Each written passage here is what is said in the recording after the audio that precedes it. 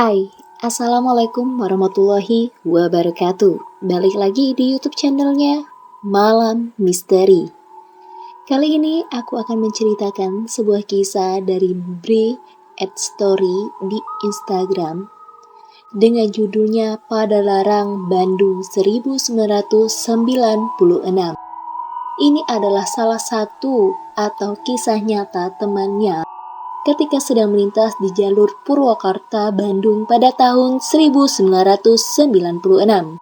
Tapi sebelum kita lanjutin ke ceritanya, aku harap buat kalian untuk bisa like, comment, and subscribe ya.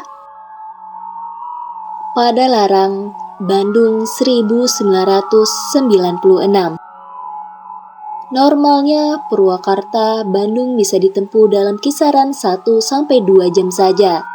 Tapi kalau aku biasanya santai, jadi seringnya sampai 2 atau malah 3 jam lebih kalau harus beristirahat makan dulu di rumah makan. Belum terlalu lama aku rutin mengendarai kendaraan sendiri rute Jakarta-Bandung. Semula berawal dari 2 bulan lalu ketika harus berkantor di Jakarta.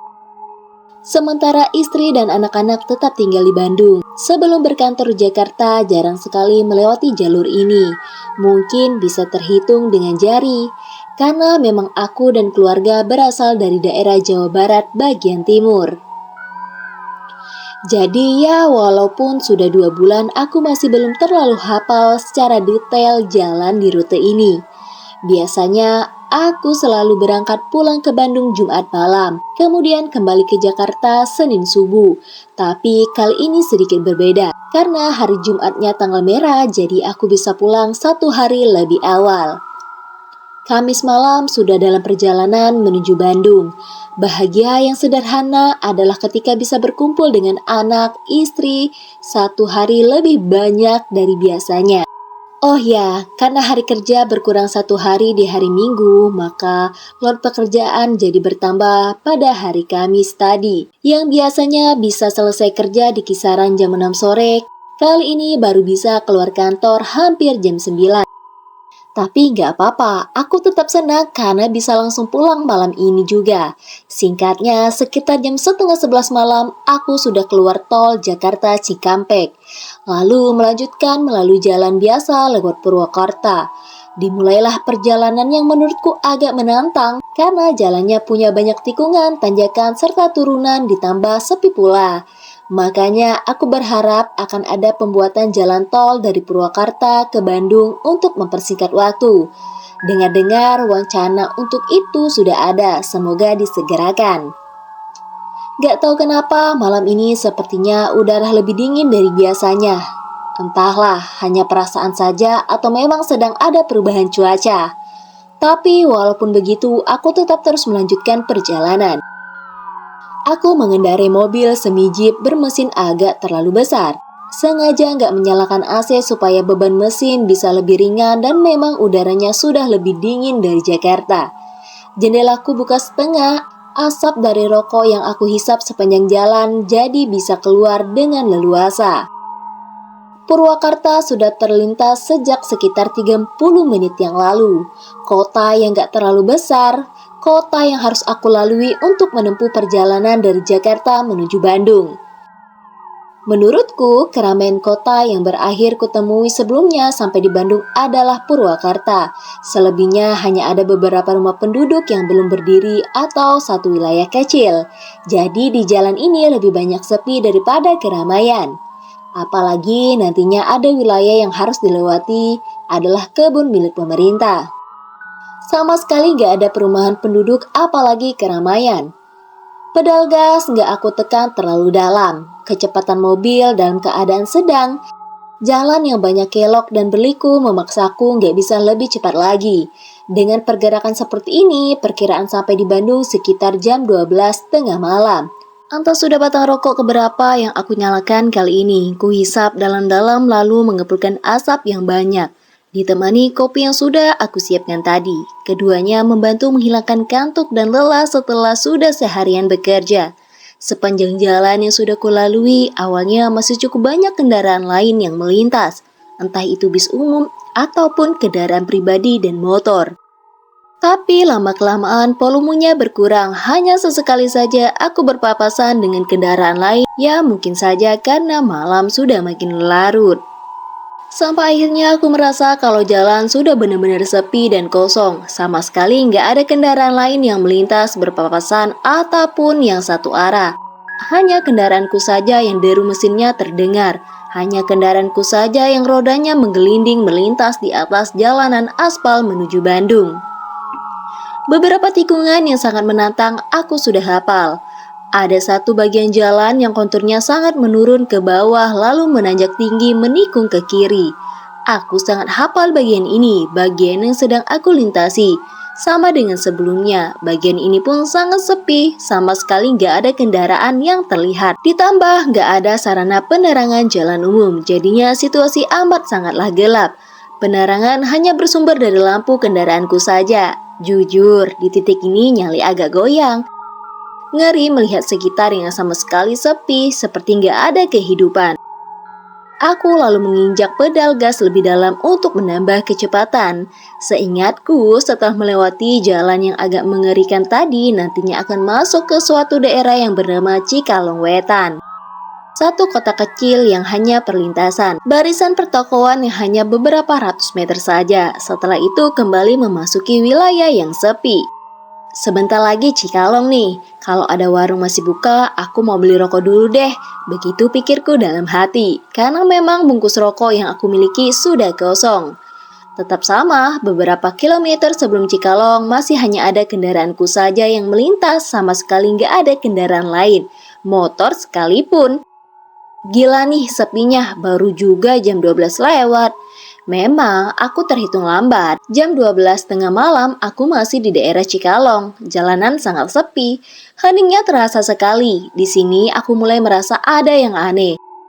Masa iya, sudah kira-kira setengah jam lamanya sama sekali nggak kelihatan adanya kendaraan lain.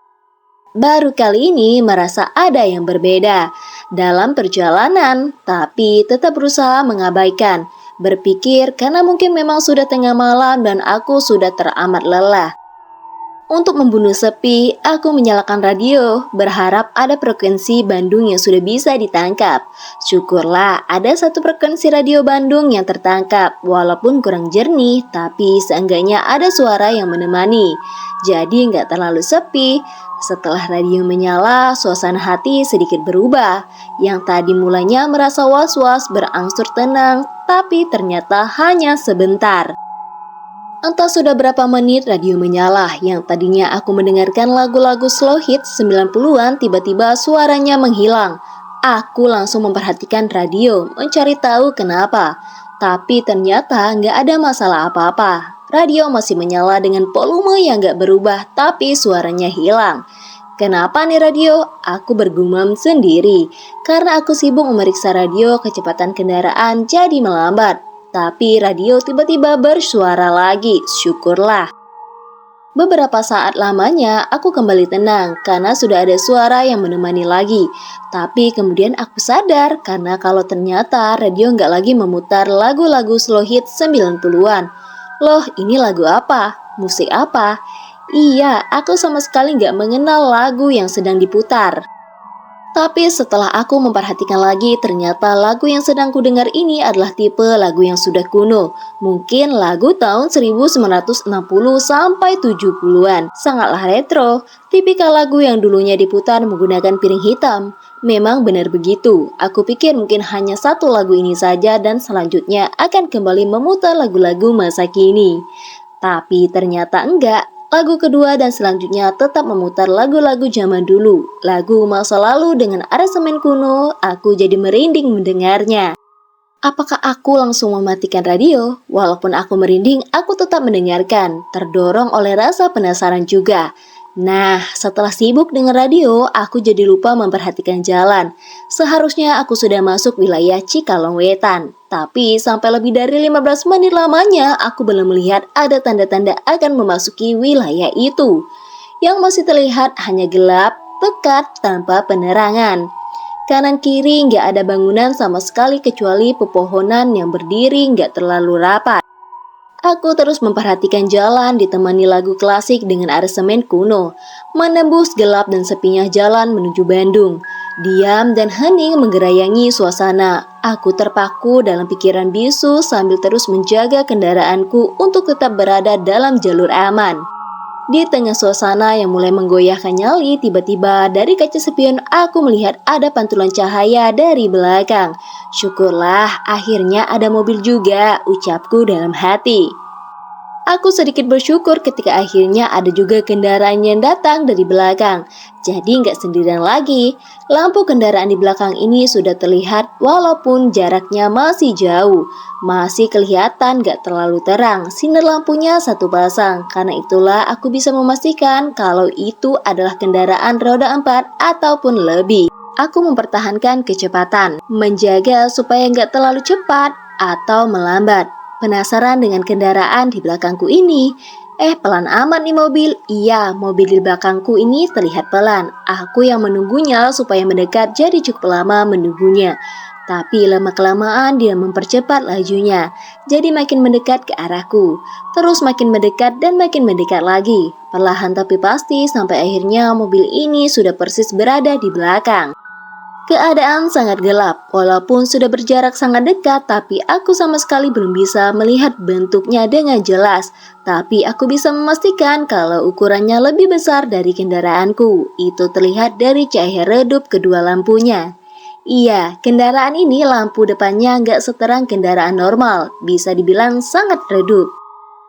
Sebenarnya aku ingin dia mendahului, aku bisa mengikutinya saja dari belakang. Ditambah aku juga penasaran kendaraan apa ini. Namun jalan masih berkelok, berliku, jadi masih kesulitan untuk mendahului. Sampai ketika akhirnya ada jalan yang agak lurus, aku memberi kode dengan menggunakan lampu sen supaya dia mendahului. Dia bisa membaca kode yang aku berikan. Kemudian aku menambah kecepatan, akhirnya kendaraan ini mulai mendahului. Dalam prosesnya, aku yang sejak tadi penasaran ingin tahu ini mobil apa, jadinya harus memperhatikan dengan seksama ketika dia mulai berada persis di sebelah kanan. Yang pertama aku tangkap adalah warnanya. Mobil ini berwarna putih, mobil bercat putih. Berikutnya adalah bentuknya. Ternyata benar, kendaraan ini ukurannya lebih besar dari kendaraanku. Bentuknya seperti mobil jenis van berukuran besar. Seukuran mobil Elf yang sering terlihat di jalur Lembang yang bentuknya bukan Elf. Bentuknya seperti PW Kombi namun ukurannya lebih besar lagi. Tahu apa yang ada dalam pikiranku setelah sudah benar-benar bisa melihat kendaraan ini? Setelah dia sudah berhasil mendahului dan akhirnya tepat berada di depanku, aku melihatnya seperti mobil ambulan tua. Iya, aku melihat ada mobil ambulan tua berwarna putih kusam dengan terlihat seperti ada guratan karat di banyak bagiannya. Dia sedang berada persis di depan, pantesan aja berjalan lambat, ternyata ambulan tua, begitu pikirku dalam hati. Aku terus mengikutinya dari belakang. Pada bagian belakangnya, ambulan ini memiliki 2 jendela kaca di pintunya. 2 kaca ini sangat gelap, sampai-sampai cahaya lampu mobilku nggak bisa menembusnya. Padahal penasaran apakah ada orang di dalamnya. Sengaja aku menjaga kecepatan agar tetap terus berada di dekat di belakangnya. Cukup lama kami berjalan beriringan sampai sepertinya kami sudah mulai masuk wilayah Cikalong Wetan.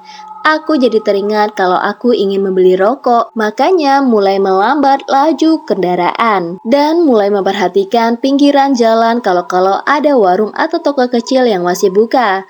Saat inilah mulai ada jarak dengan ambulan tadi karena aku teralihkan untuk mencari warung. Tapi ada keanehan lagi. Aku yang baru sadar ketika sudah benar-benar masuk wilayah Cikalong Wetan. Keanehan apa? Walaupun gelap, tapi bisa terlihat deretan pertokoan di wilayah ini ada yang berbeda. Bedanya apa? Setelah aku perhatikan dengan seksama, semua bangunan toko yang ada sangatlah berbeda dengan yang aku lihat sebelumnya. Benar, aku yakin kalau ini adalah Cikalong Wetan, tapi bentuk bangunannya berbeda. Bedanya bagaimana? Bangunannya ternyata sangat kuno, bangunan zaman dulu, bangunan tipe kuno, bangunan tahun 1950-an. Iya, aku seperti menembus waktu, masuk ke tahun 1950. makin aneh karena jangankan ada warung atau toko yang buka, tapi sama sekali nggak ada orang seperti kota mati. Memang ini sudah jam 12:30 dini hari, tapi masa iya nggak ada orang sama sekali yang kelihatan. Sepinya gila, kosongnya otomatis membuat aku merinding. Aku yang tadinya berharap ada warung atau toko yang buka untuk membeli rokok jadi nggak punya nyali hanya untuk sekedar berhenti. Aku masih terus memperhatikan keanehan sekitar, sementara itu ambulan tua tadi ternyata sudah nggak kelihatan. Aku jadi sendirian lagi. Keanehan bentuk Cikalong Wetan hanya sebentar, karena memang wilayah ini hanya wilayah kecil. Sementara itu, aku masuk lagi ke daerah sepi dan kosong. Masih dengan kebingungan melihat keanehan yang baru saja aku alami, aku terus menginjak pedal gas untuk melanjutkan perjalanan. Jalanan kembali kosong, sepi menyelimuti lagi, alunan lagu lawas masih terus menemani. Kanan kiri hanya gelap, perpohonan tinggi berdiri berbaris gak beraturan. Jalan kembali berkelok, kanan dan kiri ngantuk. Gak ada sama sekali. Nah, belum lama meninggalkan Cikalong, tiba-tiba aku melihat lagi ada cahaya lampu kendaraan dari kaca spion. Ternyata ada kendaraan lagi di belakang. Alhamdulillah ada mobil lagi. Aku berucap syukur dalam hati. Lampu kendaraan ini walaupun terlihat pelan, namun makin lama makin dekat. Lagi-lagi aku sengaja memperlambat kecepatan agar dia bisa cepat mendekat. Dalam rentang waktu yang gak cukup lama, akhirnya kendaraan ini sudah berada persis di belakang.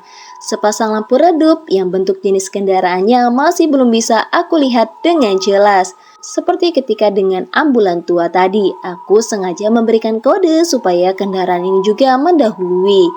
Aku berencana mengikuti dia dari belakang saja. Kendaraan ini bisa menangkap kode, dia perlahan mulai mendahului. Kendaraan yang ini kecepatannya beda dengan ambulan tadi. Dia sedikit lebih cepat karena sudah berada di sebelah kanan. Aku langsung menoleh untuk melihat kendaraan jenis apakah ini. Beberapa detik kemudian aku terhenyak kaget, terkesima, bukan membisu, kebingungan. Ternyata kendaraan ini adalah kendaraan yang sama yang tadi. Ia adalah ambulan tua berwarna putih. Awalnya aku pikir adalah dua kendaraan yang berbeda, tapi ketika sudah diperlihatkan lagi dengan seksama, ternyata aku sangat yakin kalau ini adalah kendaraan yang sama, ambulan tua yang sama. Merinding aku jadinya. Mulai timbul ketakutan, aku mengangkat pedal gas sedikit demi sedikit. Sengaja melambat kecepatan dengan tujuan ambulan ini akan menjauh. Sukses, perlahan jarak kami jadi makin lebar dan menjauh. Sampai akhirnya ambulan itu hilang di dalam kegelapan. Kok ambulan itu bisa berada di belakang lagi? Pikirku dalam hati. Padahal aku sama sekali nggak ngelihat ambulan itu lagi, apalagi mendahului. Tapi kenapa tiba-tiba dia ada di belakang lagi? Ketika sudah nggak kelihatan ambulan tua itu lagi, kembali aku menambah kecepatan. Ini rasanya cepat-cepat sampai pada larang supaya bisa masuk tol Bandung dan segera sampai rumah. Perjalanan masih diliputi sepi dan gelap, belum ada kendaraan lain yang terlihat. Hanya pepohonan yang kelihatan berdiri dalam pekat. Suasana yang sudah membuat aku ketakutan tadi makin membuat mengerikan dengan ditambah mengalunnya lagu-lagu lawas kuno. Makanya aku langsung mematikan radio, tapi apa yang terjadi kemudian? Beberapa belas detik setelah aku matikan, tiba-tiba radio menyala lagi. Menyala sendiri dengan tetap memutar lagu-lagu jadul. Ketakutan makin menjadi, entah apa yang sedang aku alami ini selesai belum. Waktu seperti berhenti berputar. Jam berjalan sangat-sangat lambat ketika jarum pendeknya sudah berada di dekat angka 1. Keringat dingin mulai mengucur ketika lagi-lagi aku melihat dari kaca spion kalau ada kendaraan lain yang mendekat dari belakang. Apakah itu ambulan tua lagi? Dalam ketakutan aku masih penasaran. Kali ini kendaraan yang kali ini di belakang cukup cepat dan rentang waktu pendek tiba-tiba sudah berada tepat di belakang. Aku nggak memberikan kode seperti 2 kali sebelumnya, tapi dia langsung berinisiatif bergerak mendahului. Setelah sudah berada di sebelah kanan, aku langsung menoleh memperhatikan. Benar, ternyata ambulan tua lagi. Kenapa bisa tiba-tiba berada di belakang lagi? Jantungku berdegup dengan kencang. Ketika kami sudah persis bersebelahan, kali ini kaca depan ambulan dalam keadaan terbuka. Tapi walaupun jendela kacanya terbuka, aku tetap nggak bisa melihat dengan jelas di dalamnya. Hanya gelap yang terlihat. Pelan-pelan ambulan tua ini berhasil mendahului. Sekarang dia sudah berada di depan. Aku melambat laju. Berharap dia terus melaju dan menjauh, tapi ternyata harapanku nggak terkabul. Ambulan tua itu malah ikut melambat. Suasana yang masih gelap dan jalan yang berkelok kanan kiri membuat aku nggak bisa mendahului. Aku mulai berdoa dalam hati meminta keselamatan darinya. Aku sudah sangat ketakutan, keanehan ini di luar nalar. Beberapa saat kemudian, sepertinya doaku terkabul. Ambulan tua perlahan menambah kecepatan, membuat kami jadi berjarak makin jauh dan makin jauh, sampai akhirnya lagi-lagi dia hilang dari pandangan. Ya Allah, kok pada larang gak sampai-sampai? Kok lama sekali? Keluh kesahku di dalam hati. Pada larang yang kuanggap sebagai titik aman karena sudah dekat dengan Bandung, ternyata belum sampai juga ke sana. Padahal seharusnya sudah sampai dari tadi. Aku masih di wilayah gelap dan sepi. Terus begitu, terus berada dalam ketakutan. Sampai akhirnya ada kejadian yang lebih menyeramkan lagi. Entahlah, mungkin 15 menit kemudian aku melihat dari kejauhan ada sesuatu di pinggir jalan. Lampu kendaraanku yang sangat terang sampai jauh dapat menangkap kalau ada kendaraan yang sedang berhenti di sisi jalan sebelah kiri. Awalnya karena masih jauh, aku belum bisa melihat dengan jelas untuk memastikan kendaraan apa itu yang sedang berhenti. Beberapa detik kemudian, aku terhenyak kaget. Aku menahan nafas ketakutan karena ternyata kendaraan yang sedang berhenti itu adalah ambulan tua yang sudah 3 kali mendahului. Persis setelah makin dekat dan sudah cukup dekat, aku bisa memastikan kalau itu adalah ambulan warna putih yang seram tadi. Ketakutan, tapi rasa penasaran memaksa aku untuk memperlambat laju kendaraan. Ketika aku sudah sangat dekat dengan ambulan tua ini, pelan aku melintas di sebelah kanannya. Aku terus memperhatikan ambulan ini. Ternyata ada 2 sosok yang sedang berdiri di sampingnya, persis di sebelah pintu supir. Aku dapat melihat mereka dengan jelas. Jarak kami sangatlah dekat dan kaca jendela sebelah kiri mobilku terbuka, nyaris semuanya. Sosok yang pertama aku lihat tubuh laki-laki berpakaian hitam-hitam. Satu sosok lagi berbaju safari warna krim dengan 4 kantung di depan. Mereka berdua berdiri menghadap ke jalan. Berdiri menghadapku, jelas aku melihat semuanya. Sangat jelas juga aku melihat kalau keduanya berdiri diam tanpa kepala. Kali ini jantungku seperti berhenti berdetak. Lemas badanku, tulang-tulang seperti lepas dari engselnya.